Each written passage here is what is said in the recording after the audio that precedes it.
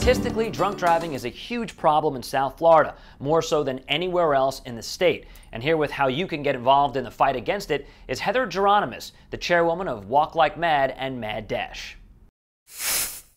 Heather, thank you so much for coming on the show. It's really good to have you here. Thank you so much for having me. All right, so I saw this stat. This, to me, is shocking. Broward County is the second highest county in Florida for hit and runs, and 70% of those are due to drunk and drug driving. I mean, that's just, it's really sad, actually, is what it is. It's crazy. And number one is Dade County, so we're living right in the hotbed.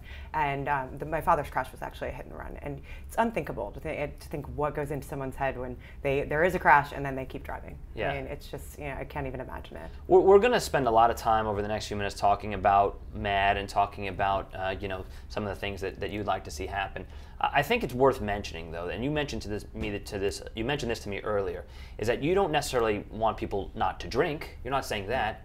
Just don't drive when you're drinking, right? I think it's all about making smart decisions, and particularly it's about planning. Now, I think I drink. Everyone, we're not prohibitionists. We are just people who are saying, think ahead, plan ahead, and if for some reason you get into a situation where you don't think you're going out for a drink, but you end up having one, call a cab. It's so simple. Right. It's just an awareness issue.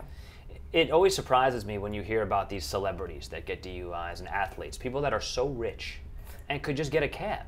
Drives me crazy. Right? I mean, if I could have a driver all the time, I would. Right. People who could have a driver all Right. the time have a driver all the time. Yeah. But anyone, I mean, take a cab, because the thing is, if you get into an accident, it's not just impacting your life, it's impacting an entire other set of lives as well. Yes. Yeah. If you don't mind, maybe spend a minute talking about your own personal story and how that got you so involved in this organization. Sure. 4 years ago, I was out with my friends, and I got a phone call from my grandmother telling me that I had to come to the hospital immediately because my father was killed by a drunk driver. And my life changed at that moment. And I'm not a perfect person. I'm a person that made chancy decisions in my life as well. And I don't want other people to have what happened to me and my family happen to them before they realize. I think it's very easy for people to say, that's Heather's problem. Her father was killed by a drunk driver, and not see how it could impact them. But the statistics show 1 in 3 people will be affected by a drunk driver in their lifetime. So it will happen. Hopefully not, and hopefully through my work with MADD and MADD Broward's work in general, we can change that statistic. Did you go through all the stages? Were you angry? I mean, how did you get from hearing the news to then working for MADD?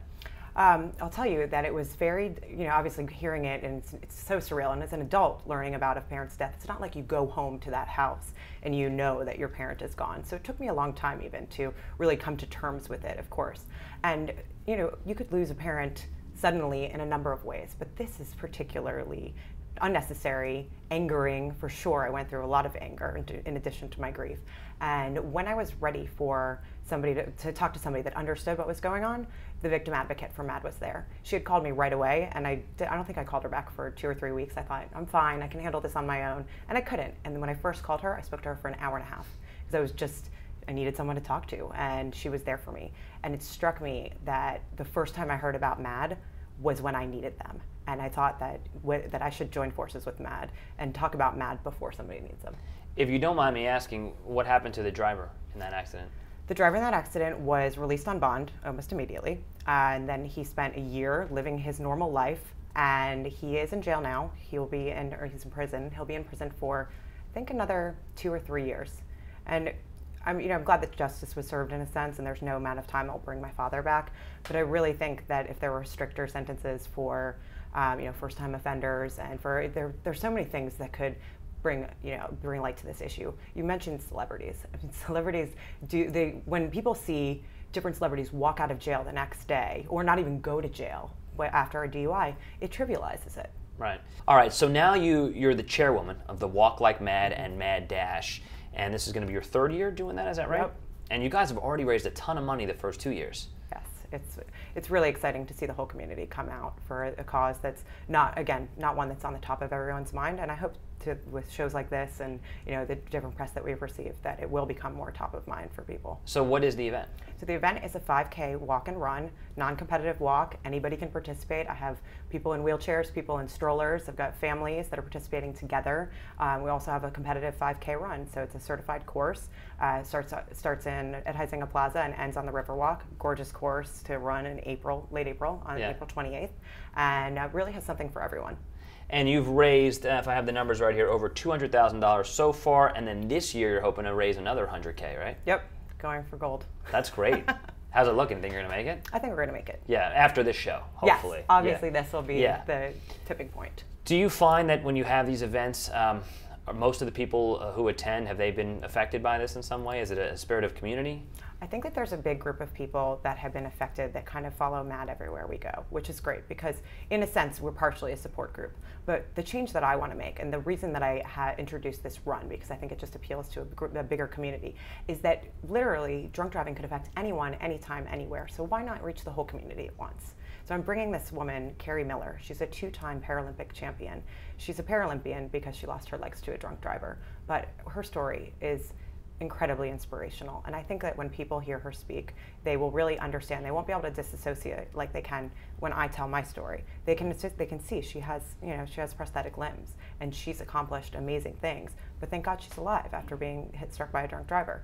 So I'm hoping that that really galvanizes the community. But the thing that has to frustrate you is that people get it. People go out and they have a couple of drinks and they know they shouldn't drive, right? Yes. They know.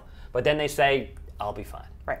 That's got to drive you crazy. It drives me insane. I'll tell you that there's a really ridiculous statistic, another one. People will drive 80 times before they get into a crash drunk. So, right. I mean, so people definitely think they can get away with it. I think just don't chance it. I mean, don't even try it. When I know that I'm going out to an event that I'm going to be drinking at, I have, car service or a designated driver or a cab, and there's any number of opportunities. And I think that it's something that in our community is specifically very lax, and I hope that events like Walk Like Mad, MADD-Fort Lauderdale will work towards changing that and raising awareness. There has been talk, I've heard talk over the years, I'm sure you've heard it too, this notion that all cars should have breathalyzers in them before they start. Do you know what happened with that? It sounded like that was something that might happen, and then it kind of fell apart. I don't think it's fallen apart. It's just something that it's not, idea today, product tomorrow. Right. That's definitely something that that MADD is working on. I mean, the first step is an ignition interlocks for all offenders, for first-time offenders, and there are some states that have that already. And we're working towards the country having it. But there will be a time, and I think it's not very far down the road, that ignition interlocks is just as common, or is an option, just like leather seats in a car. And I think that that'll be the key. Well, I hope that happens.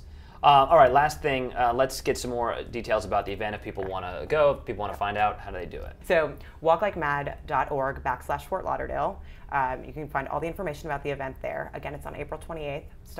Registration is at 6 a.m. The opening ceremony is featuring Mayor Seiler and BSO Sheriff Scott Israel and Carrie Miller, who I'm so excited to introduce to our community, start at 7, and the walk and run starts at 7:30. And specifically, where does the money go?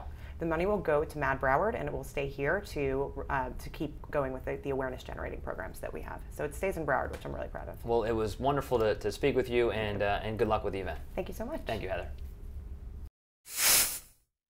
And Heather wanted me to let you know the event's being sponsored by AutoNation and Ultimate Software. Okay, when we come back, guys looking for some new threads, ladies looking for some gifts for your man, we got you all covered. Come on back.